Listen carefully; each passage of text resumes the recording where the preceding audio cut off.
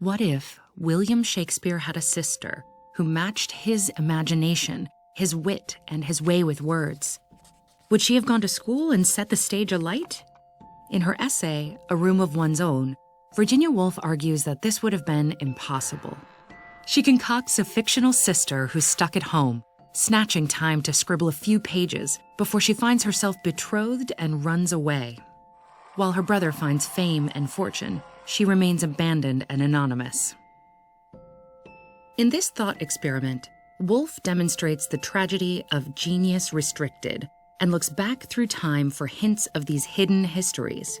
She wrote, "When one reads of a witch being ducked, of a woman possessed by devils, of a wise woman selling herbs, or even a very remarkable man who had a mother, then I think we're on the track of a lost novelist, a suppressed poet, of some mute and inglorious Jane Austen."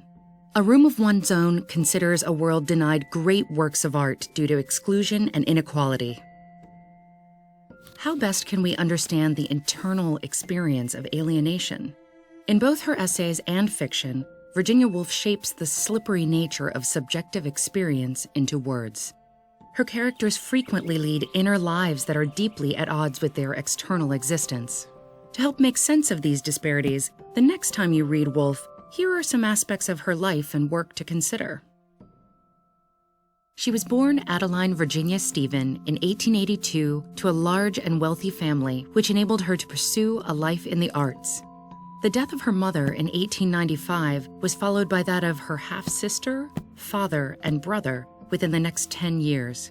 These losses led to Woolf's first depressive episode and subsequent institutionalization. As a young woman, she purchased a house in the Bloomsbury area of London with her siblings. This brought her into contact with a circle of creatives, including E.M. Forrester, Clive Bell, Roger Fry, and Leonard Woolf. These friends became known as the Bloomsbury Group, and Virginia and Leonard married in 1912. The members of this group were prominent figures in modernism, a cultural movement that sought to push the boundaries of how reality is represented. Key features of modernist writing include the use of stream of consciousness, interior monologue, distortions in time, and multiple or shifting perspectives. These appear in the work of Ezra Pound, Gertrude Stein, James Joyce, and Woolf herself. While reading Joyce's Ulysses, Woolf began writing Mrs. Dalloway. Like Ulysses, the text takes place over the course of a single day and opens under seemingly mundane circumstances. Mrs. Dalloway said she would buy the flowers herself. But the novel dives deeply into the characters' traumatic pasts, weaving the inner world of numbed socialite Clarissa Dalloway with that of the shell-shocked veteran Septimus Warren Smith.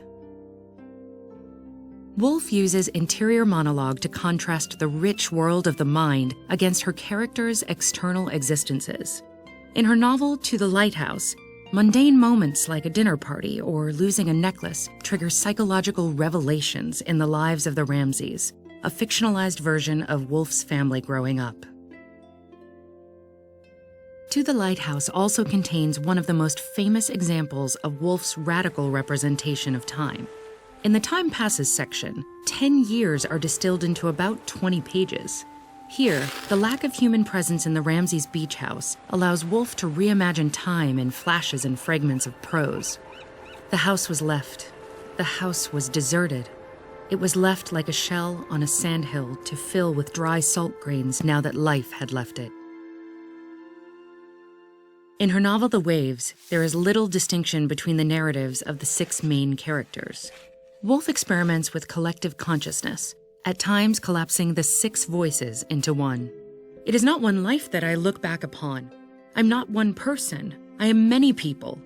I do not altogether know who I am, Ginny, Susan, Neville, Rhoda, or Louis, or how to distinguish my life from theirs. In The Waves, 6 become one, but in the gender-bending Orlando, a single character inhabits multiple identities. The protagonist is a poet who switches between genders and lives for 300 years.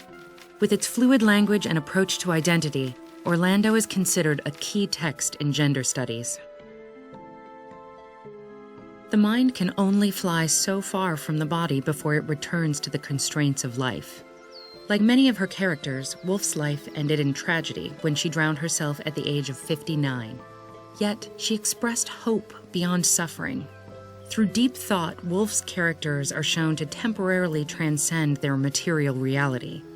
And in its careful consideration of the complexity of the mind, her work charts the importance of making our inner lives known to each other.